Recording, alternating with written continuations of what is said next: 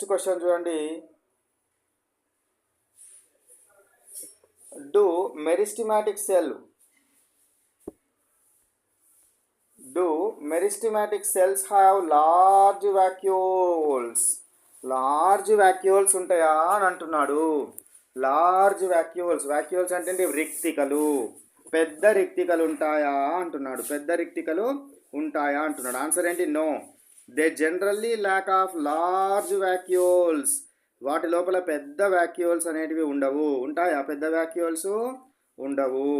సాధారణంగా మొక్కల కణాలలో వ్యర్థాలను, నీటిని దాచడానికి వాక్యూల్స్ ఉపయోగపడతాయి. ఏం ఉపయోగపడతాయి? వాక్యూల్స్ ఉపయోగపడడం జరుగుతుంది. కానీ విభాజ్య కణజాలం ఎప్పుడూ కొత్తగా పుడుతూ విభజన చెందుతూనే ఉంటుంది కాబట్టి వీటికి పెద్ద రిక్తికల యొక్క అవసరం లేదు.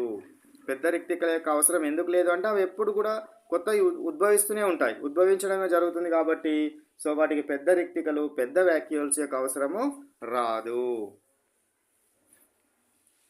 Next one 61. What is simple permanent tissue? Simple permanent tissues అంటే ఏంటిది? Permanent tissue made of similar types of cells. So simple permanent tissue అంటే ఏంటిది? మనకు రెండు రకాలు కదా, సింపుల్ పర్మనెంట్ ఒకటి, కాంప్లెక్స్ ఒకటి.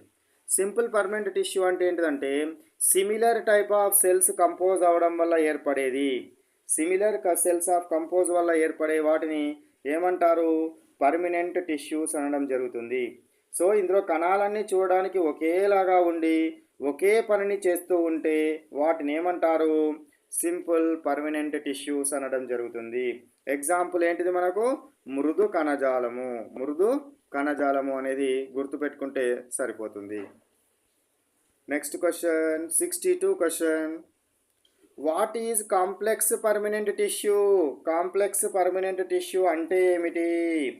కాంప్లెక్స్ పర్మనెంట్ టిష్యూస్ అంటే ఏమిటిది? Tissue composed of more than one type of cells working together. Simple complex permanent tissue అంటే ఏంది? ఆ టిష్యూ, కాంప్లెక్స్ పర్మనెంట్ టిష్యూ అనేది డిఫరెంట్ టిష్యూస్ వల్ల ఏర్పడుతుంది, కానీ చేసే పని మాత్రం ఒకటే. అన్నీ కలిసి చేసే పని మాత్రము ఒకటే. మనకు ఇందులో చూసేందుకు, ఈ కాంప్లెక్స్ పర్మనెంట్ టిష్యూలో మనకు చూసేందుకు వేరువేరు రకాల ఆకారాల్లో ఉండే 3 లేదా 4 కణాలు ఉంటాయి, కానీ వీటన్నింటి లక్ష్యం మాత్రం ఒకటే. అన్నీ కలిసి ఒకే ఒక ముఖ్యమైన పనిని చేయడం జరుగుతుంది. ఎగ్జాంపుల్ కనుక తీసుకున్నట్టయితే నీటిని, ఆహారాన్ని రవాణా చేయడానికి దారువు మరియు పోషక కణజాలం ఉదాహరణలు. దారువు మరియు పోషక కణజాలం.